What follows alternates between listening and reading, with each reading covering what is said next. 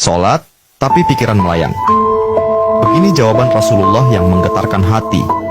Pada suatu majelis Rasulullah, suasana terasa begitu tenang. Para sahabat duduk melingkar menyimak setiap perkataan beliau dengan penuh perhatian. Namun, di antara mereka, ada seorang sahabat yang tampak gelisah. Jemarinya saling menggenggam, matanya menunduk, dan napasnya terasa berat. Setelah beberapa saat ragu, ia akhirnya mengangkat wajah dan berkata dengan suara lirih, "Wahai Rasulullah, aku ingin bertanya, tetapi aku khawatir pertanyaanku ini akan membuatku semakin malu di hadapan Allah." Rasulullah pun tersenyum lembut, menatapnya penuh kasih sayang. "Katakanlah, wahai saudaraku, tidak ada pertanyaan yang membuat seseorang hina jika ia bertanya untuk mencari kebaikan."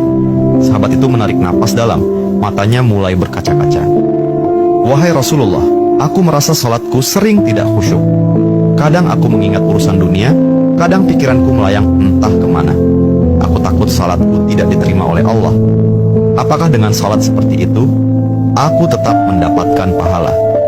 Suasana majelis seketika menjadi hening. Para sahabat lainnya ikut menunduk, merasakan kegelisahan yang sama.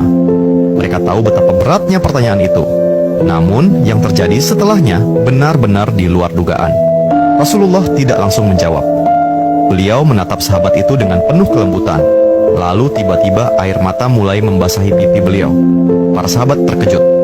Mereka jarang melihat Rasulullah menangis dalam situasi seperti ini. Dengan suara bergetar, beliau berkata, "Demi zat yang jiwaku berada di tangannya, sungguh setan tidak akan pernah berhenti berusaha mencuri bagian dari sholat seorang hamba hingga ia teralihkan. Tetapi ketahuilah, Allah tetap melihat usahamu." Rasulullah menarik napas dalam, lalu melanjutkan, "Wahai saudaraku, jika engkau meninggalkan salat hanya karena takut tidak khusyuk, maka setan akan menang. Tetapi jika engkau tetap berusaha salat meski pikiranmu teralihkan, ketahuilah bahwa setiap kali engkau berusaha kembali kepada Allah dalam salatmu, saat itulah Allah menyambutmu." Mendengar itu, sahabat tersebut tak mampu menahan tangis. Begitu pula para sahabat lainnya.